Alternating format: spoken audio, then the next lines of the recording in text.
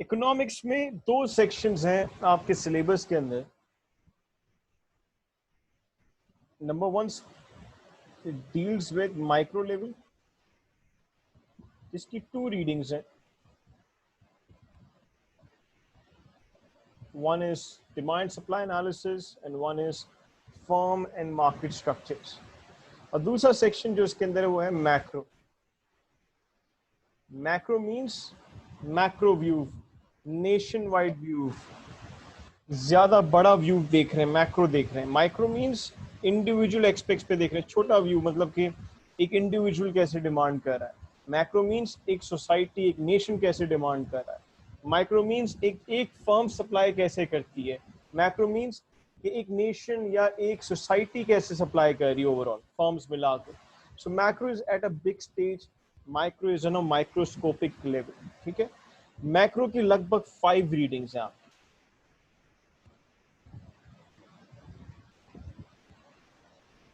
As we start economics, first we need to understand, एक तो आपका होता है फाइनेंशियल वर्ल्ड। जब तक हमने पढ़ते हैं या हम लोग फाइनेंशियल रिपोर्टिंग पढ़ते हैं या कॉर्पोरेट फाइनेंस पढ़ते हैं या पोर्टफोलियो मैनेजमेंट पढ़ते हैं, एक तो आपका फाइनेंशियल वर्ल्ड होता है, इक्विटी, फिक्स्ड इनकम्स। हम उनके डायनामिक्स अलग से पढ़ते हैं ताकि पता लगे वो किस तरह से उनके डायनामिक्स उनको अफेक्ट करेंगे। और एक चीज होती है इकोनॉमिक्स, ये उस पूरे फाइनेंशियल वर्ल्ड का इम्पैक्ट इकोनॉमिक्स पे किया या इकोनॉमिक्स का इम्पैक्ट उस फाइनेंशियल वर्ल्ड पे किया, दोनों इंटर रिलेटेड हैं आपस में। So economics we can say it is use as a top down analysis. हम इकोनॉमिक्स क्यों पढ़ते हैं? ताकि अच्छा टॉप डाउन एनालिसिस कर सकें, मीनिंग हम अच्छे से इकोनॉमिक्स का मैक्रो एनवायरनमेंट समझ सकें और उसका इम्पैक्ट देख सकें कैसा होगा हमारी financial markets. That's why it's important कि एक एनालिस्ट को इकोनॉमिक्स का भी आइडिया हो। मैं छोटी सी मिसाल ले, a small example, interest rates changes के ऊपर अगर देखा जाए, इंटरेस्ट रेट चेंज एक इकोनॉमिक का सेक्शन आता है, इकोनॉमिक्स सही कि गवर्नमेंट ने इंटरेस्ट रेट्स कम कर दिए, गवर्नमेंट ने इंटरेस्ट रेट बढ़ा दिए, देखा जाए तो इकोनॉमिक्स का section. So we need to understand वो इकोनॉमिक्स का इंटरेस्ट रेट किस तरह से ये टॉप डाउन, ये इकोनॉमिक इम्पैक्ट किस तरह से ट्रांसफर होगा into different financial world या different variables को कैसे affect करेगा। As I said, ये economics side, exchange rates economic feature है। exchange rate का हम equity buy करते हैं, उसका कोई ताल्लुक नहीं, इससे economic feature, हर country का अपना exchange rate होता है। So अगर मैंने कोई international investment की हुई है और exchange rate मेरा वर्सन हो जाए तो obviously बात है मेरी international investment की realization के ऊपर impact पड़ेगा मुझे। So we need, as an analyst, you should be cautious enough to understand exchange rate movements, कि आगे कितना बढ़ेगा, आगे कितना होगा. So this is called economics. So in order to understand economics, we're going to touch two things, a micro level and a macro level. आज की class में पहला टॉपिक ओपन करेंगे, which is demand and supply analysis, the first topic of economics. थोड़ा economics को समझाने के लिए a slight background of economics मैं थोड़ा सा दे रहा हूँ. अप टू 2015 इकोनॉमिक्स इससे भी बड़ा था, मतलब बेसिक पार्ट्स भी इकोनॉमिक्स के डाले हुए थे इसी सिलेबस के अंदर। फिर रियलाइजेशन हुई कि उसका वेट इतना नहीं था, वेट होता था 10%, सिलेबस होता था एज पर जैसे कि वेट 30% होता। फिर ऑब्वियसली सीएफए ने रियलाइज किया it's too much for a student, एक 10% के टॉपिक के लिए इतना बड़ा इकोनॉमिक्स का सिलेबस पढ़े, तो उन्होंने फिर इसको 30 to 35% कट ऑफ कर दिया सिलेबस से, और जो उसकी बहुत बेसिक रीडिंग्स थी वो प्री रेक्विजिट्स डाल दिया कि उस पर टेस्टिंग तो नहीं होगी, लेकिन अगर समझना है अच्छे से इकोनॉमिक्स को तो उसको एज अ प्री रेक्विजिट्स डाल दिया। सीएफए की आप वेबसाइट पर जाएंगे, कैंडिडेट रिसोर्सेज में जाएंगे तो इकोनॉमिक्स के प्री रेक्विजिट्स जो बेसिक रीडिंग जो कट डाउन की थी वो वहाँ अवेलेबल होती है, आप चाहे तो उसको पढ़ भी सकते हैं। लेकिन मैं फिर भी कोशिश करूंगा कि मैं on a brief, very brief level से मैं स्क्रैच से स्टार्ट करूँ ताकि वो प्री रेक्विजिट्स भी कुछ फॉलो हो आपके, और फिर आप इन रीडिंग्स को भी समझ सको। बिकॉज अ पर्सन जिसको जीरो नॉलेज ऑफ इकोनॉमिक्स है वो डायरेक्ट इस रीडिंग को स्टार्ट करेगा तो नहीं समझ सके, लेकिन अगर वो पोस्ट ग्रेजुएशन में थोड़ी बहुत इकोनॉमिक्स पढ़ी है फिर वो अगर डायरेक्ट भी स्टार्ट करके समझ सकता है। हाउएवर मैं स्क्रैच से अब स्टार्ट लेता हूँ उसकी। Let's understand a slight of economics, a brief view of economics, जिसको हम लॉ ऑफ डिमांड कहते हैं. उसको समझने के लिए मैं पहले एक ब्रीफ तरीके से इकोनॉमिक्स समझा. देखो, आपकी एक सोसाइटी है,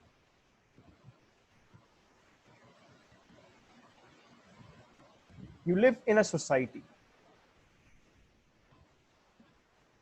सोसाइटी में आप कुछ गुड्स या सर्विसेज डिमांड करते हो, तो या तो आप डिमांड करते हो या तो फिर आप इन्वॉल्व होते हो उस प्रोसेस में जिसमें गुड्स एंड सर्विसेज सप्लाई हो रहे हैं.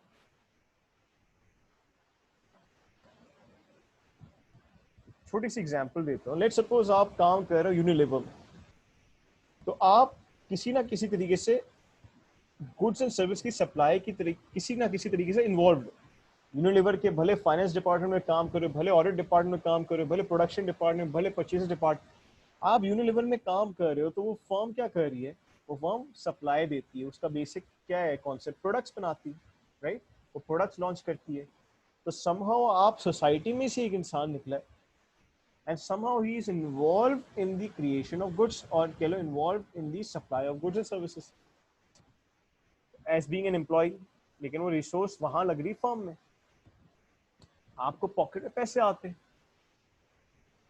जब आप फर्म से बाहर निकलते हो, तो जैसे ही पॉकेट में आपके पैसे आते हैं, तो वही सोसाइटी में से आप वही इंसान बन जाते हो जो फिर डिफरेंट गुड्स एंड सर्विसेज क्या करता है, डिमांड करता है. आपके पॉकेट में पैसे आए तो आप फिर कुछ एसी डिमांड करोगे, खाने पीने को चीजें डिमांड करोगे. So you also create a demand. तो इसका मतलब ये हो गया, सोसाइटी के अंदर दो इकोनॉमिक एजेंट्स हैं. वी कैन से एजेंट्स हैं, दो इकोनॉमिक. एक तो हम कहते हैं हाउस होल्ड्स, जो आप और मैं जब घर में बैठे, we are said to be households. और एक कहते हैं फर्म्स, जो फर्म्स बना रही हैं चीजें. तो दो है, एक इंसान जो घर में बैठा है जो कंज्यूम करना चाहता है, और एक एंटिटी ऐसी है जो आपको चाहती है और आप उससे कंज्यूम करो. अगर इन दोनों में ये एजेंट्स ना होते आपस में, तो चल ही नहीं सकता इकोनॉमिक निजाम. मैं घर बैठे मैं कंज्यूम कैसे कर सकता हूँ अगर उसका बनाने वाला ही ना हो. और बनाने वाला क्या कर लेगा अगर उसको कंज्यूम करने वाला ही कोई ना हो. इसका मतलब दोनों अपने सेल्फ इंटरेस्ट में, फर्म्स और हाउस होल्ड्स अपने सेल्फ इंटरेस्ट में वजूद में आ गए, मीनिंग एग्जिस्टेंस में आ गए ऑटोमेटिकली इकोनॉमिक्स में. तो दो एजेंट्स हो गए इकोनॉमिक्स में, जिसको बोलते हैं two economic agents, households and firms. मैं सबसे पहले साइकिल रिपीट करता हूँ, असल साइकिल बनती क्या है. सबसे पहले हाउस होल्ड फर्म्स को रिसोर्सेज प्रोवाइड करता है. सो लेट्स सपोज एक फर्म है, वो फर्म बनाना चाह रही, तो हाउस होल्ड क्या करेगा, सबसे पहले उसको रिसोर्सेज प्रोवाइड करेगा. फेमस इकोनॉमिक रिसोर्सेज क्या क्या होती हैं यार. अब फर्म को एक जगह चाहिए काम करने के लिए, तो एक हाउस होल्ड के पास जगह होगी ना. वो प्लॉट का मालिक होगा, वो प्लॉट बना रहा होगा, तो वो हाउस होल्ड के पास ही आ रही होगी ना जगह. तो एक तो ये होगी जगह हाउस होल्ड के पास, जिसको हम बोलते हैं land. We call that land. Number two, वो चाहेगा आप आए उसकी फर्म में ज्वाइन करें और काम करें. ये चाहेगा कि आप उसके पास आए और काम करें, तो वो आपको ही चाहता है उसकी फर्म का हिस्सा बने, काम करें भाई, ताकि कुछ चीजें बने. तो वो आपके थ्रू ही क्या लेगा, लेबर लेगा. तो दूसरी इकोनॉमिक रिसोर्स होगी लेबर. तीसरा, फर्म खुद से तो कुछ नहीं कर सकती ना, पैसा लगाना है, मशीनरी चाहिए, फिजिकल कैपिटल चाहिए. अगेन वो हाउस होल्ड से आएगा, कोई आए इन्वेस्ट करे भाई ताकि काम चले. आप में से एक बंदा जाएगा ना फर्म खोलने, तो फर्म को चाहिए होगा कैपिटल, डिनोटिंग विद के. सी से आता है, इकोनॉमिक्स पे हम के से डिनोट करते हैं. उसको कैपिटल चाहिए होगा. तो क्या क्या चाहिए, लैंड, लेबर, कैपिटल. ये resources, these are economic resources जो फर्म्स को चाहिए होती है। अब फर्म्स को ग्रो करना है या फर्म को वजूद में आना है, सही है। फर्म को क्या चाहिए? लैंड चाहिए। फर्म को क्या चाहिए? लेबर चाहिए। फर्म को क्या चाहिए? कैपिटल चाहिए। ये तीनों पड़े हुए सामने, लैंड भी पड़ा हुआ है साइड पे, लेबर भी तैयार बैठा हुआ है आपके लिए, कैपिटल पैसे ही पड़ा हुआ है। क्या ये तीनों खुद से फर्म बन जाएंगी? नहीं बनेंगी। सबसे इंपॉर्टेंट रिसोर्स इकोनॉमिक्स की जो कहते हैं हम, सबसे इंपॉर्टेंट, किसी भी दुनिया की इकोनॉमिक्स का सबसे इंपॉर्टेंट रिसोर्स होता है कि इन सब को जो कंबाइन करे, जिसको एंटरप्रेन्योर कहते हैं, एंटरप्रेन्योर कहते हैं, वो रिसोर्स भी चाहिए होगी ताकि फर्म वजूद में, एग्जिस्टेंस में आ जाए। So you would also need an entrepreneur, the person who takes the risk, जो इन रिसोर्सेज को कंबाइन करे। अगर एंटरप्रेन्योर ही नहीं है, कोई बिजनेस माइंडेड इंसान ही नहीं जो बिजनेस करना चाहता है, तो खाली पड़ी रहेगी रिसोर्सेज, दबा के लैंड पड़ी रहेगी, दबा के लेबर अनएम्प्लॉयड पड़ा रहेगा, दबा के कैपिटल बैंक से पड़ा रहेगा। So you need these 4 basic economic resources जो हाउस होल्ड से कहाँ आ रही है? फर्म्स के पास आ। ये मैंने बहुत बेसिक लेवल पे इकोनॉमिक रिसोर्सेज 4 गिनवाई है। इसकी फिर रॉ मटेरियल्स भी होते हैं, वो हम लोग कैपिटल के अंदर मजीद ब्रेक डाउन करें, रॉ मटेरियल्स, टेक्नोलॉजी, लैंड में हम मजीद ब्रेक डाउन कर सकते हैं, लैंड, नेचुरल रिसोर्सेज मजीद ब्रेक डाउन कर सकते हैं। अच्छा, फर्म्स के पास ये चीजें आ गई, तो यार फर्म हाउस होल्ड से ले रहा है ये चीजें, तो हाउस होल्ड को, इसके हाउस होल्ड फ्री में देगी फर्म्स को? नहीं। तो house hold, firms house hold को रिवॉर्ड्स देगा इसके लिए। इकोनॉमिक्स में हम कहते हैं रिवॉर्ड्स, इकोनॉमिक रिवॉर्ड्स देगा क्योंकि फर्म उसकी रिसोर्सेज को यूज कर। तो हाउस होल्ड को क्या रिवॉर्ड्स मिलते हैं? Economic rewards. लैंड के लिए रेंट, लैंड यूज कर रहा है तो इकोनॉमिक रिवॉर्ड लैंड के लिए कहा जाता है रेंट पे कर रहा है, रेंट रिवॉर्ड जाए। लेबर के लिए इकोनॉमिक रिवॉर्ड होता है वेजेस, तो वेजेस जाए। कैपिटल के यूसेज के लिए इकोनॉमिक रिवॉर्ड होता है interest.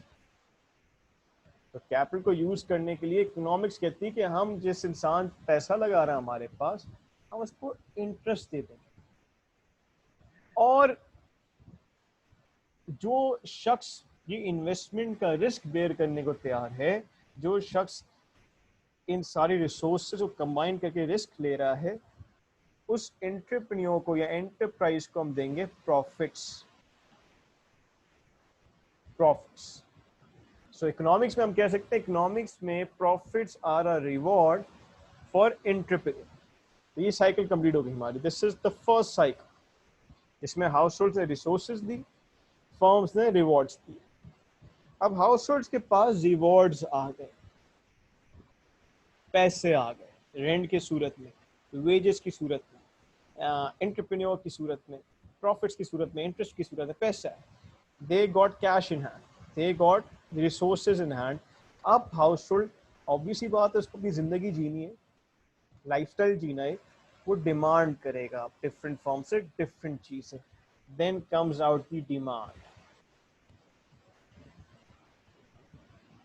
Then comes out the demand. So demand I household, और इस डिमांड को फुलफिल करने के लिए supply, firms will provide a supply. Supply for our basic understanding, हमारे लिए इंपॉर्टेंट जो साइकिल है वो डिमांड एंड सप्लाई की साइकिल। जो इनर साइकिल थी वो समझाने के लिए थी कि इकोनॉमिक में रिसोर्सेज क्या है, रिवॉर्ड्स क्या है। असल साइकिल आउटर साइकिल ही होती है कि फर्म्स डिमांड कर रहे हैं और हाउस होल्ड्स डिमांड कर रहे हैं और फर्म्स सप्लाई कर रहे हैं। यहाँ तक हमने समझ लिया। अब ऑब्वियसली फर्म्स, अगर हाउस होल्ड डिमांड कर रहा है फर्म से, तो कोई एक नेचर होगा उसका डिमांड करने, कोई तरीके कार होगा उसका डिमांड। सो जो हाउस होल्ड है वो डिमांड इस नेचर से करता है, सच अ वे कि उसकी नीड्स एंड सेटिस्फैक्शन मैक्सिमाइज। अकेले उसके डिजायर्स नीड्स फुलफिल हो और उसकी जो सेटिस्फैक्शन है ना वो मैक्सिमाइज हो, तो हम कह सकते हैं अनलिमिटेड नीड्स एंड डिजायर्स होंगे उसके, और डिमांड ऐसे करेगा कि उसकी सेटिस्फैक्शन क्या हो, मैक्सिमाइज। देखो ना, एक चीज हाउस होल्ड कंज्यूम करता है उसको फिर चाहिए होती है, तो उसकी जो नीड्स होती है अनलिमिटेड होती है ना, एक दफा फुलफिल होगी फिर से जन्म ले लेगी। डिजायर एक दफा कंज्यूम हो गया फिर से डिजायर होगा। तो डिजायर एंड डिमांड्स को कहते हैं अनलिमिटेड नीड्स। इकोनॉमिक्स मानती है, इकोनॉमिस्ट मानता है कि जो इंसान है he feels more satisfied by consuming more, hence वो कंज्यूम करता रहे to maximize his satisfaction. That's what rational economics thinks. ये इकोनॉमिक्स सोचती है। असल में है नहीं है अलग बात होती है। इकोनॉमिक्स ने ये बेसिक लिया है कि आप जितना कंज्यूम करोगे उतना सेटिस्फाई फील करोगे। सोशलिस्ट कुछ और सोच सकते हैं, रिलीजियस थॉट्स कुछ और हो सकती है। सोशलिस्ट शायद ये सोचे कि जितना कम यूज करो उतना खुश रहोगे, मे बी रिलीजन शायद ये बोले जितना सिंपल रहोगे उतना खुश रहोगे। हम यहाँ इकोनॉमिक्स की बात करें, economics is a total different subject. Economics feel this. तो ये तो नेचर हो गया डिमांड कैसे करते हैं हाउस होल्ड्स। अब ऑब्वियस ही बात है, फर्म्स को सप्लाई देनी है, लेकिन फर्म्स नोज कि ये रिसोर्सेज हैं ये लिमिटेड है, ये रिसोर्सेज लिमिटेड है। लैंड तो लिमिटेड होगा ना, अनलिमिटेड लैंड अवेलेबल नहीं होगा। लेबर लिमिटेड होगा, कैपिटल लिमिटेड होगा, एंटरप्रेन्योर्स लिमिटेड होंगे। सो फर्म्स नोज कि इकोनॉमिक रिसोर्सेज फर्म यूज करी बनाने के लिए वो लिमिटेड यूज करी, हेंस उसकी कोशिश ये होगी कि सबसे बेस्ट आउटपुट क्रिएट करें। मतलब कि डिमांड तो डिफरेंट गुड्स की बहुत ज्यादा होगी, फर्म्स को चॉइसेस लेनी पड़ेंगी कि कौन सा गुड बनाए। मिसाल,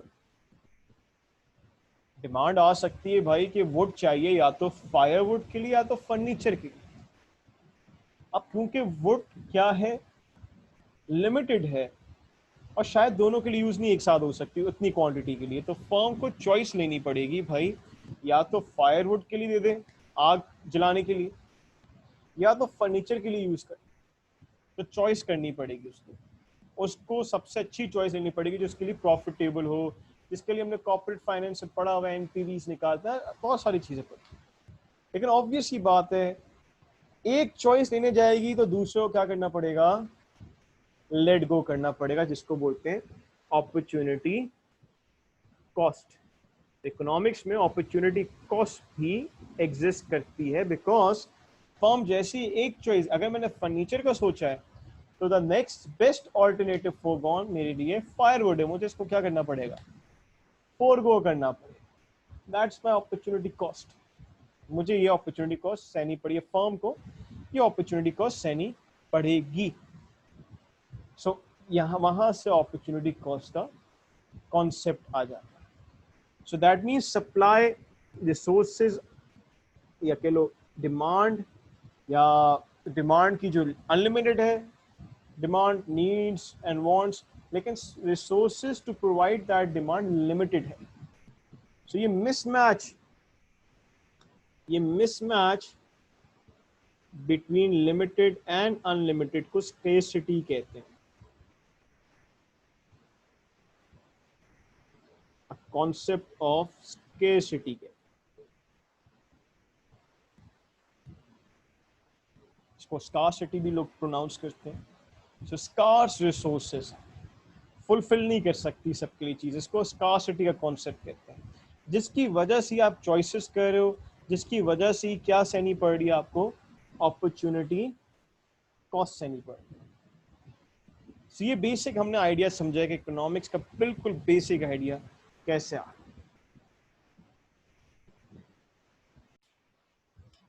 सो हमने इकोनॉमिक एजेंट समझ लिए,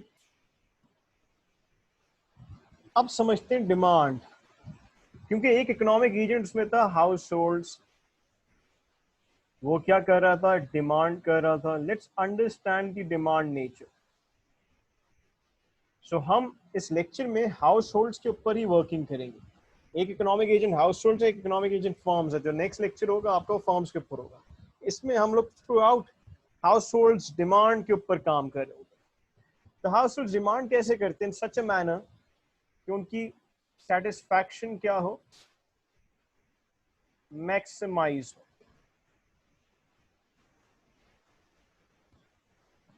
इस तरीके से वो क्या कर रहे होते हैं, डिमांड कर रहे होते हैं। जब डिमांड का फंक्शन निकाला गया हाउस होल्ड के लिए कि demand is a function of what, function का मतलब होता है कि डिमांड किन किन चीजों पे, किन किन फैक्टर्स पे डिपेंडेंट है। जब देखा गया quantity demanded is a function of what, तो सबसे पहली चीज देखी गई प्राइस। देखा ये गया एक गुड की जब प्राइस ज्यादा होती है लोग कम डिमांड करते हैं, क्योंकि वो सब लोग की रीच में नहीं रहता गुड। और जिसकी प्राइस कम होती है लोग ज्यादा डिमांड करते हैं उस गुड को। मिसाल ले लें, एक जापानीज गुड है और एक चाइनीज गुड है। अकेला चलो फॉर एग्जांपल दोनों गुड्स हैं, दोनों की क्वालिटी सिमिलर है, एक की प्राइस कम है, एक पे ड्यूटी लगी हुई, एक की प्राइस ज्यादा। तो आप शायद बोलोगे यार मैं कम प्राइस पे लूं क्योंकि सिमिलर चीजें दोनों। सो एक तो सबसे इंपॉर्टेंट और मेजर डिटर्मिनेंट देखा गया, और देखा गया प्राइस।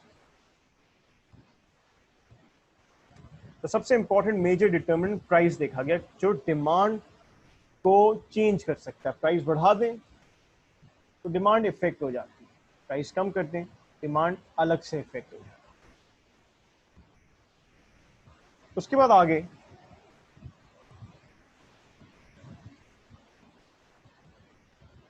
देखा गया कि सिर्फ प्राइस फैक्टर नहीं है, वो एक मेजर फैक्टर है, लेकिन सिर्फ प्राइस फैक्टर ही। मिसाल क्वालिटी, कभी कभी जापानीज गुड्स थोड़े प्राइसी होते हैं लेकिन लोग फिर भी अच्छी डिमांड रखते हैं, क्वालिटी बहुत अच्छी होती है। क्वालिटी भी हम कह सकते हैं यार एक फैक्टर होता है। भाई इसके सब्स्टिट्यूट गुड किस प्राइस का है, अगर वो कम प्राइस का है भले इसकी प्राइस जो भी हो, मिसाल कोको पेप्सी, पेप्सी है $5 की, कोक है $7 की। अब वो 7 से नीचे 6 पे भी आ जाए तब भी 5 की प्राइस कमी है, तो इतनी फिर डिमांड में फर्क नहीं आएगा कोक की। तो price of a substitute also matters.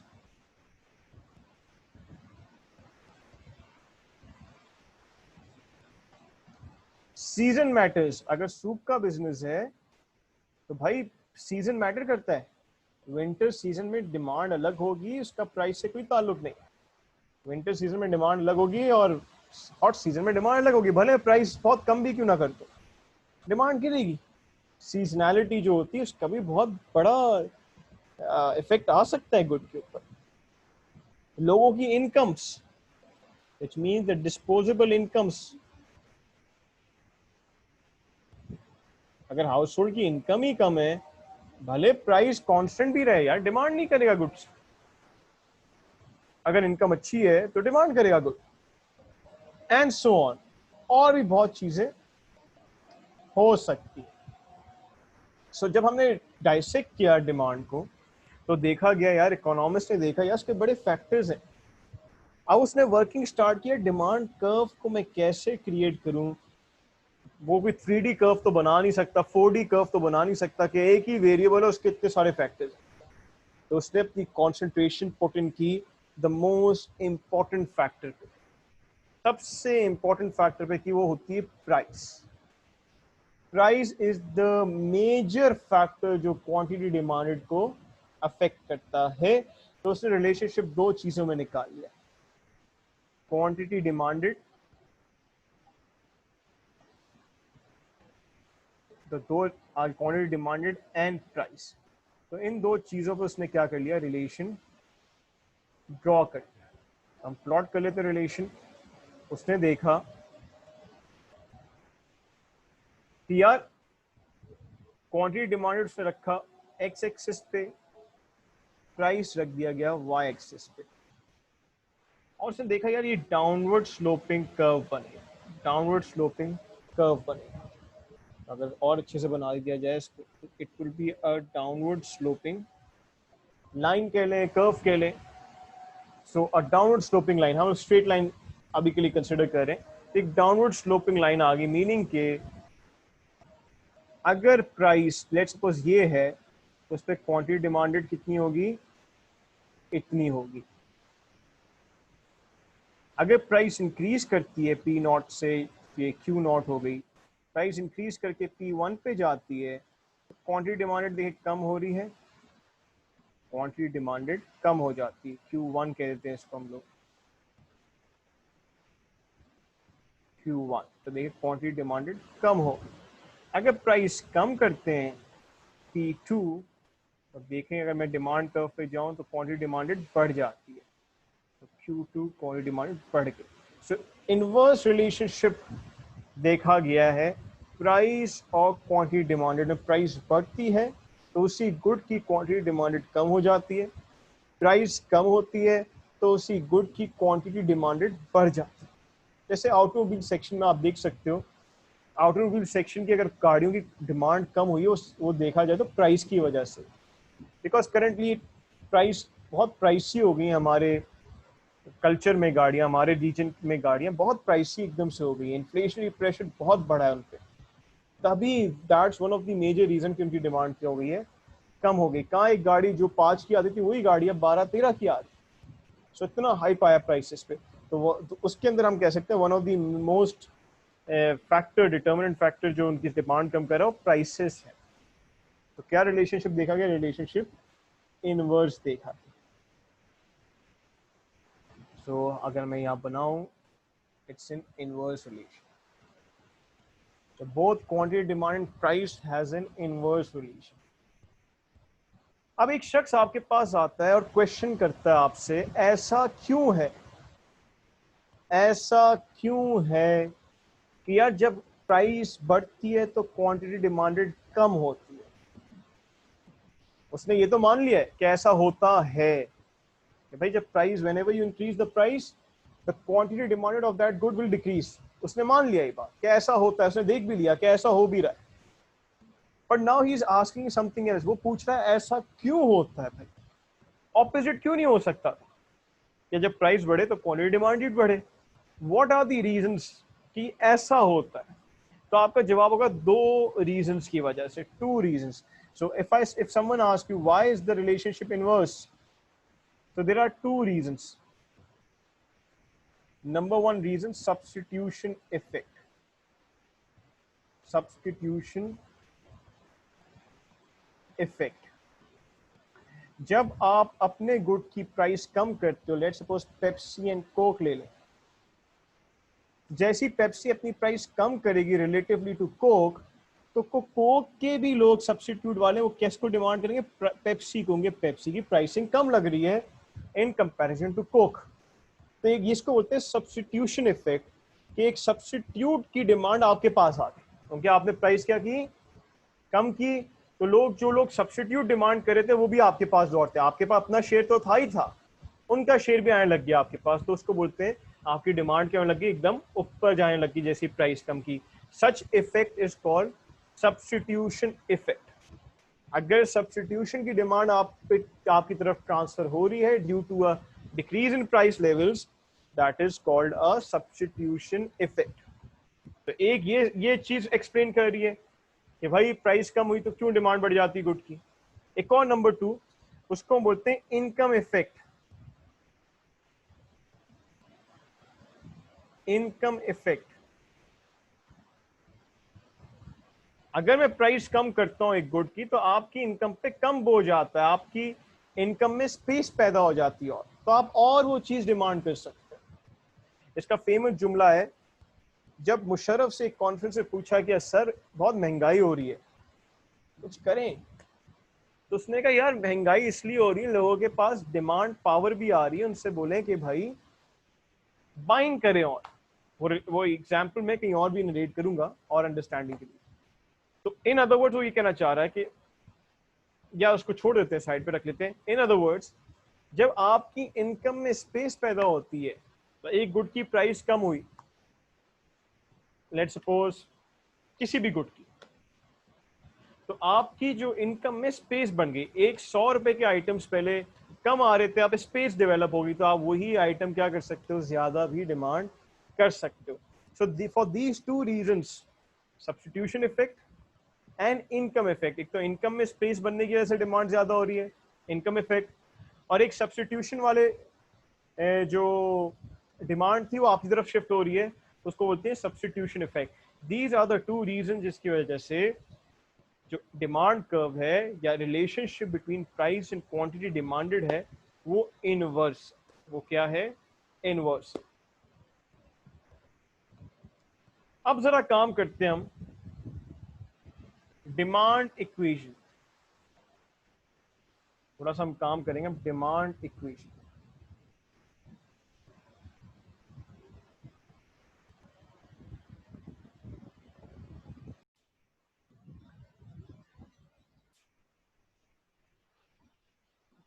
अब हम समझेंगे डिमांड फंक्शन इक्वेशन को. So now as we feel that we draw a relationship of price and demand, हमने प्राइस एंड डिमांड का रिलेशनशिप ड्रॉ कर लिया.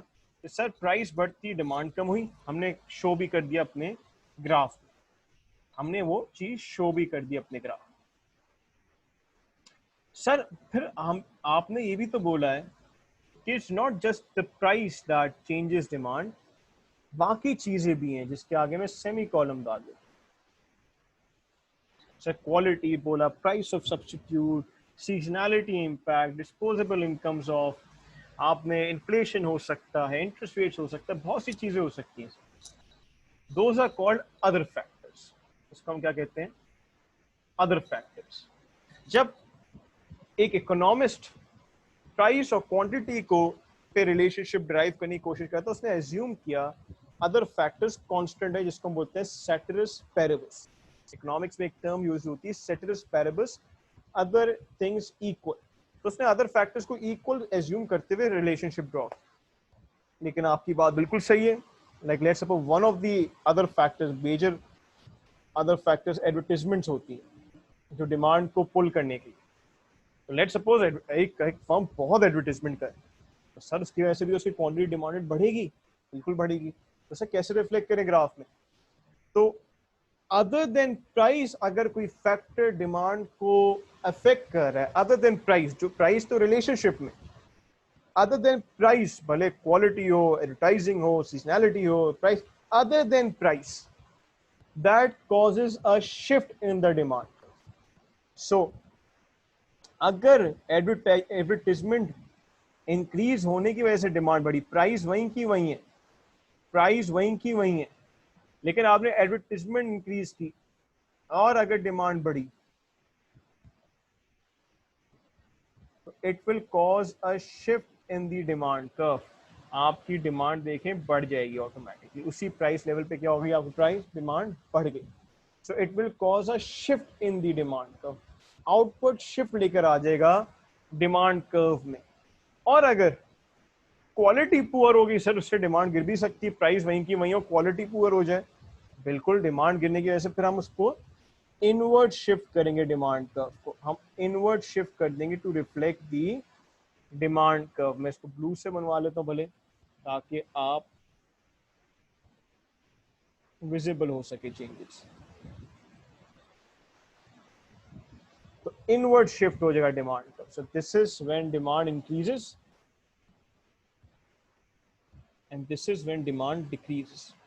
सो एक और पॉइंट हमने बना लिया, वो पॉइंट क्या है कि भाई अगर अदर फैक्टर्स की वजह से कोई चेंज आ रहा है, other factors cause shift in the demand.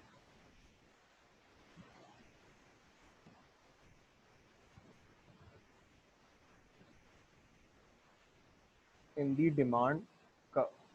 और ये देखिए याद रखिएगा, यही मैथमेटिकल रूल होता है हमेशा, जो चीज रिलेशनशिप में उसके अलावा किसी वजह से भी कोई वेरिएबल चेंज हो रहा है तो शिफ्टिंग आती है कर्व्स में. और अगर जैसे प्राइस की वजह से चेंज हो रहा होता तो कोई शिफ्ट नहीं आती, फिर तो हम मूवमेंट अलोंग दी कर्व कर रहे थे, देख रहे थे ना, जब प्राइस बढ़ी तो हमने कर्व वहीं का वहीं रखा, हमने उसकी इर्द गिर्द ही मूवमेंट की है बस. लेकिन कोई अदर फैक्टर में चेंज आता है तो हमें कर्व को शिफ्ट करना पड़ता है, रीजन बीइंग क्योंकि वो फैक्टर इंक्लूडेड नहीं है आपके इक्वेशन में। अब मैं इसको एक स्ट्रेट लाइन लीनियर इक्वेशन से समझा भी देता हूँ। मतलब क्या है इसका, लीनियर इक्वेशन क्या होता था जब आपने कभी मैथ्स पढ़ी हो, it used to be y is equals to c plus mx। y एक तो आपके रिलेशनशिप के साथ है, फिर एक इंटरसेप्ट टर्म भी क्या होता था, c होता था, इंटरसेप्ट टर्म। तो हम अदर फैक्टर्स को c कह सकते हैं। तो अगर मैं क्वांटिटी डिमांडेड की इक्वेशन बनाना चाहूँ, फंक्शन बनाना चाहूँ, तो I can write like this, quantity demanded is a function of intercept term plus gradient and price level. तो ये तो आगे दो वेरिएबल्स इन रिलेशनशिप, इसके अंदर कलेक्टिवली सारे अदर फैक्टर्स आ गए। या तो इंटरसेप्ट टर्म को ऊपर उठाएंगे, शिफ्ट करेंगे ऊपर, या तो नीचे कर गिराएंगे, नीचे शिफ्ट करेंगे। This is your demand function, इसको हम बोलते हैं आपका demand function. This is your demand function. Quantity demanded is equals to c plus m क्या होता है, ग्रेडियंट इनटू प्राइस। ग्रेडियंट क्या होता था, simply rate of change, meaning के चेंज इन क्वांटिटी कितनी आती है अगर प्राइस 1 से चेंज हो, इसको हम लोग रेट ऑफ चेंज कहते हैं।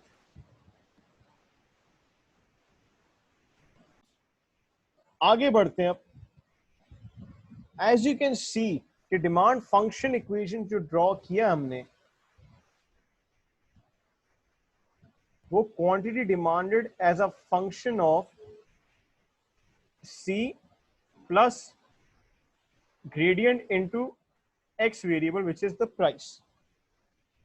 लेकिन सर जब मैं इक्वेशन, जब आप आपके ग्राफ को देखता हूं तो एक अजीब चीज दिखती है मुझे। तो ये दिखती है कि आपने इस इक्वेशन में, भाई सर आपने इस इक्वेशन में वाई एक्सिस पे रखा है क्यूडी, लेकिन सर आपके ग्राफ के तो एक्स एक्सिस पे क्यूडी।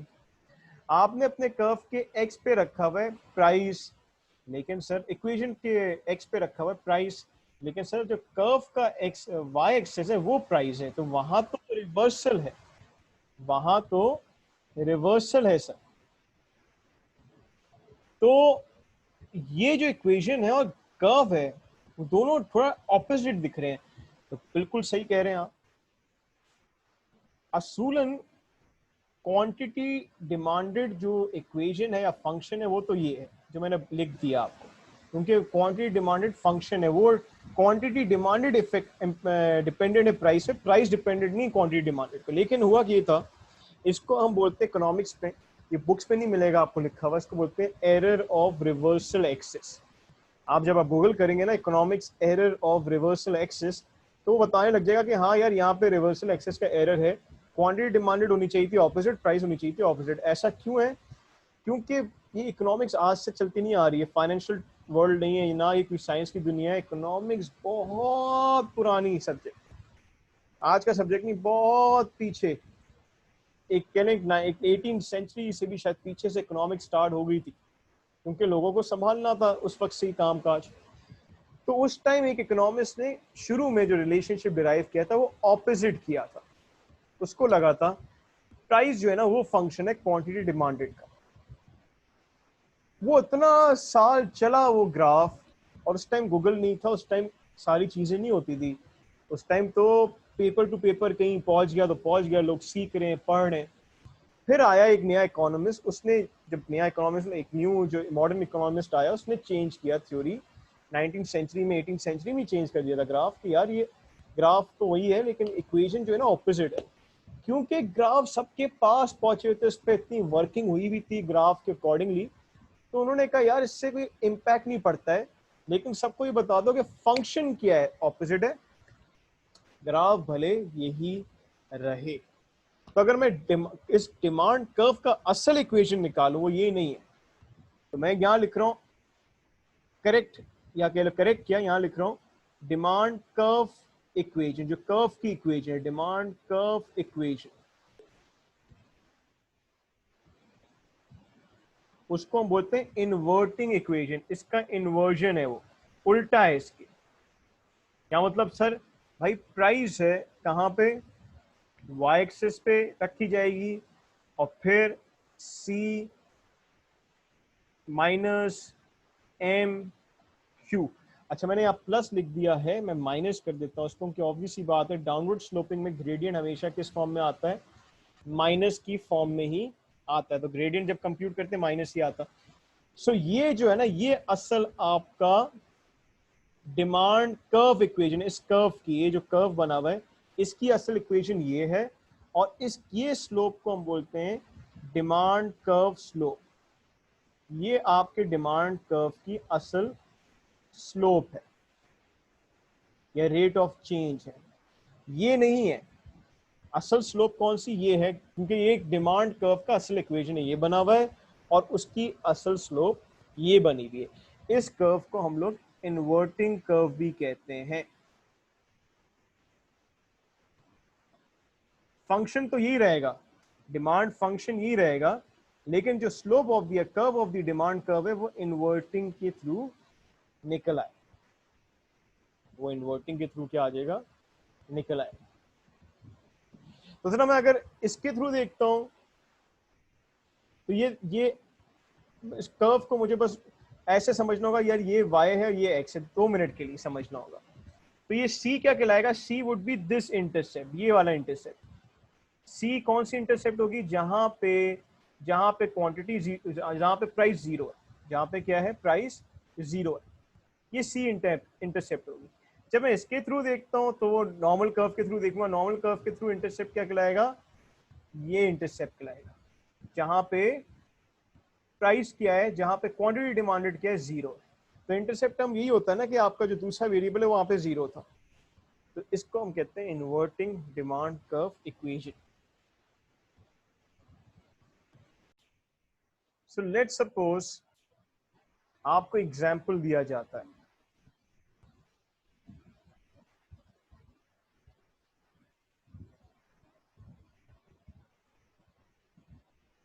इन दैट एग्जांपल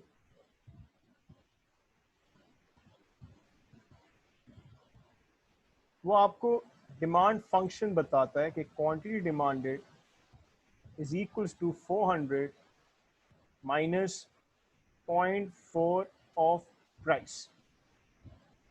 इस 0.4 को डिस्क्राइब भी करे तो ये सिंपली है change in quantity upon change in price. Meaning अगर प्राइस 1 से इंक्रीज होती है तो मैं 0.4 नहीं करता, मैं इसको 3 कर देता हूँ। सो अगर प्राइस 1 से इंक्रीज होती है तो क्वांटिटी डिमांडेड कितने से गिर जाएगी? 3 से गिर जाएगी। इसका मतलब ये है सिंपल। तो उसने आपको डिमांड फंक्शन दे दिया है और उसने आपसे कहा है कि जरा आप कंप्यूट करें क्वांटिटी डिमांडेड एट प्राइस 4 या dollar at price, pardon me, at price 20 and 30। दो जगह पर उसने बोला कितनी, इस इक्वेशन के हिसाब से कितनी क्वांटिटी डिमांडेड होगी अगर प्राइस 20 हुई हो या 30 हुई। नंबर 2 उसने आपसे मांगा है मार्केट या demand curve equation.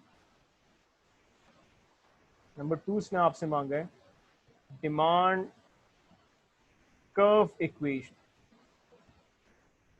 Demand curve की इक्वेशन क्या होगी? जो मैंने बताया इनवर्ट करके निकलेगी। नंबर 3 इसने मांगा आपसे डिमांड कर्व स्लोप।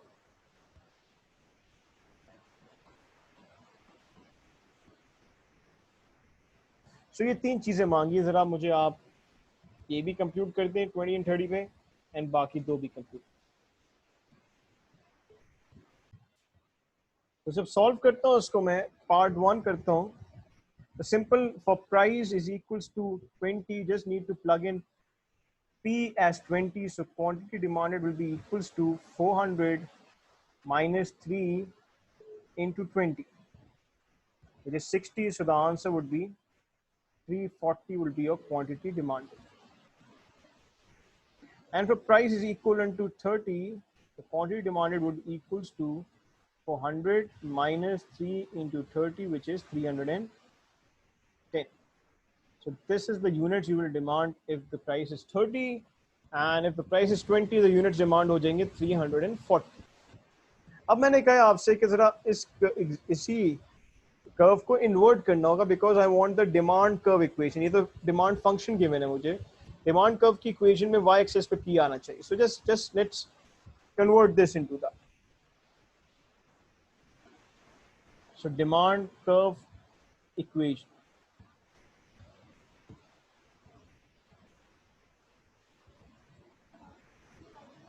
So, मेरे पास जो डिमांड कर्व इक्वेशन वो ये है, डिमांड फंक्शन है वो ये गिवन है 3p.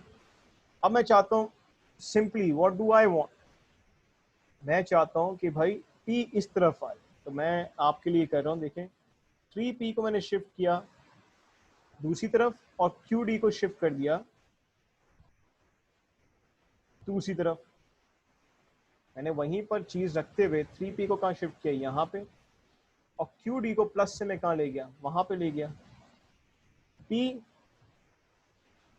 Is equals to 400 upon t minus qd upon 3. ऐसे कर सकता हूँ ना मैं, पूरे को क्या मैंने कर डिवाइड बाय 3 कर दिया इन शॉर्ट, इसको नीचे ले गया मैं. तो अब मेरे पास इक्वेशन आ गया, p is equals to 400 upon 3 होता है almost 133 minus 1 upon 3 is equivalent to almost, so 1 upon 3 is equivalent to 1.33 minus 0.33 OQD. ये मेरा डिमांड कर्व इक्वेशन है. बस कुछ भी नहीं किया मैंने, उसी डिमांड कर्व के थ्रू, इसी फंक्शन के थ्रू मैंने p को सब्जेक्ट बनाने की कोशिश की. इन्वर्ट हो गया मेरा curve. So I just tried to make p as a subject. मेरा कर्व क्या हो गया, पूरा का पूरा इन्वर्ट हो गया. अब डिमांड कर्व स्लोप क्या होगा sir? Demand curve slope is this. तो यहाँ रेट ऑफ चेंजेस को हम डिमांड कर्व स्लोप कहते हैं, विच इज 0.33. ये असल में आपके डिमांड कर्व का असल स्लोप ये कहलाए. लिख ले अपने पास ही. Now let's slightly understand consumer surplus, then हम सप्लाई कर्व को थोड़ा अंडरस्टैंड करेंगे. First let's understand consumer surplus.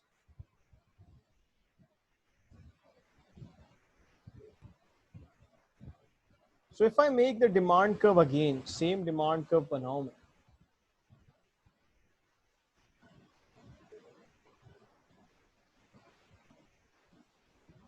so this is a demand. Let's suppose the price that has been set in the market is this. इस पे इतनी quantity demanded है, price is 50. So market में 50 की price set हो गई है. अब अगर आप देखें, अगर मार्केट में 50 की प्राइस सेट हो गई है, तो there are people who were ready to pay this much price. एक शख्स ये प्राइस देने को तैयार था, कोई इतनी, कोई इतनी, कोई इतनी, कोई इतनी, कोई उतनी, लेकिन वो भी कितनी प्राइस देंगे? 50. तो there were people who were ready to give 60 price, maybe 55 price, 52 price, but still they will also have to pay how much? $50. वो उनको एक कंज्यूमर सरप्लस मिल रहा है. वो उनको एक कंज्यूमर सरप्लस मिल रहा है due to the market quantity demanded. वो एक कंज्यूमर सरप्लस मिल जाता है. So this entire area is said to be consumer surplus.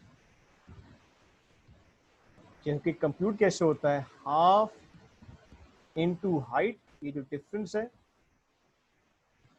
Into breadth, जो कि ये क्वांटिटी डिमांडेड जितनी भी है.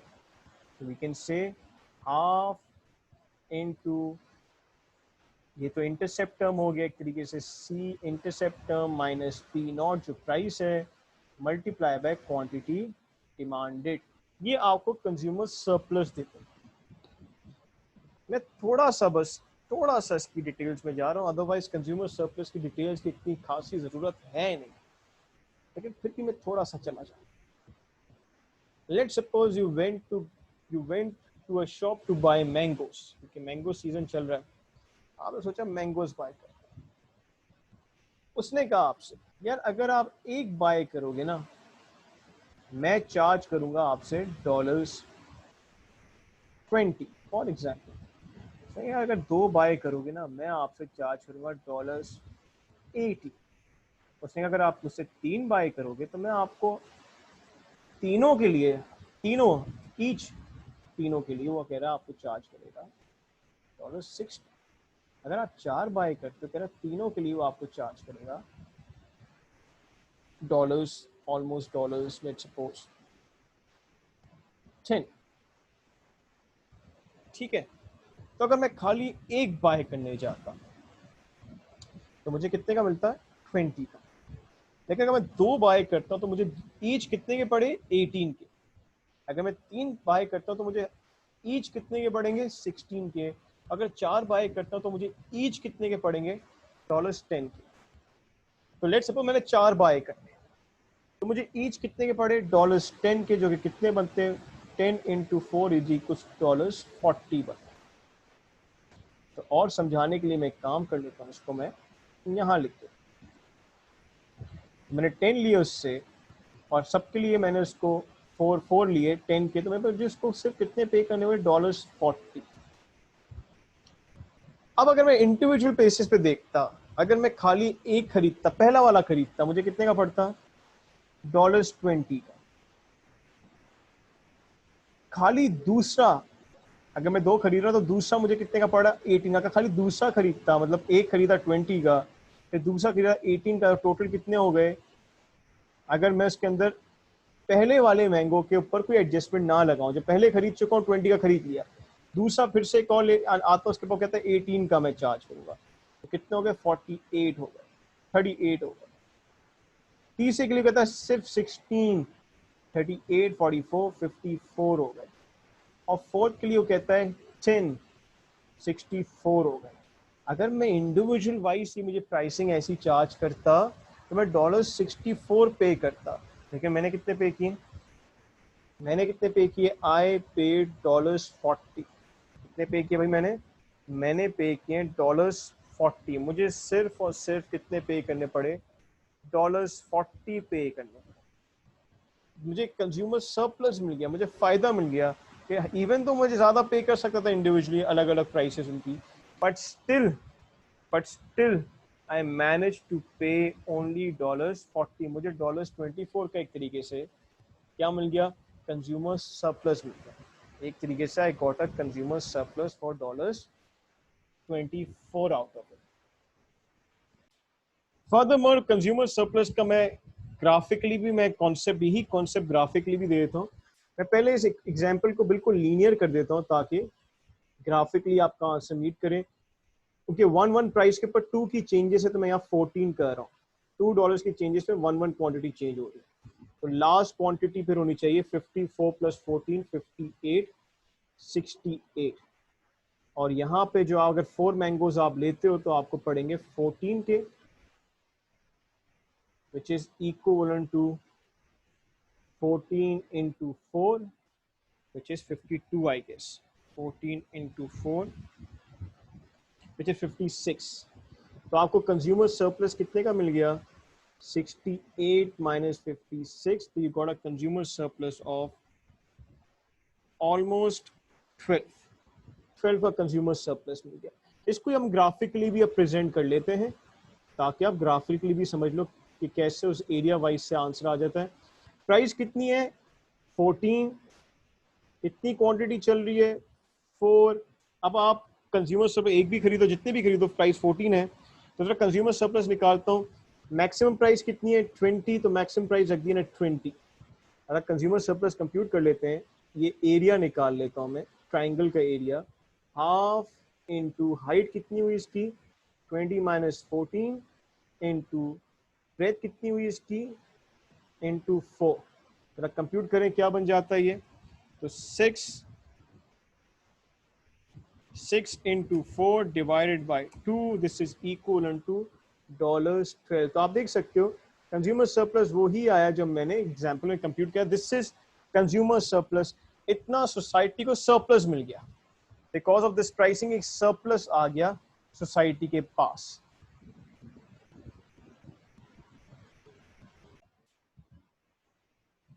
There's the next thing, एक और चीज होती है जो सप्लाई कर्व होता है, that is coming from the supplier point of view. अगर मैं प्राइस रखूं यहाँ पे, क्वांटिटी सप्लाई रखूं, जितनी गुड की ज्यादा प्राइसेस होती हैं, सप्लायर को उतना ज्यादा मार्जिन मिल सकता है उस गुड पे, तो कोशिश करता है ज्यादा सप्लाई करे उस गुड पे. So greater the supply, greater the price level, greater the supply. That's why it's a positive curve. This is your supply curve, which is a positive curve. Price अगर ये थी पहले इतनी सप्लाई कर रहा था, अगर प्राइस बढ़ जाए तो उसको मार्जिन ज्यादा बन रहे, तो कोशिश करेगा ज्यादा बनाए ताकि उसके प्रॉफिट्स क्या हो और ज्यादा.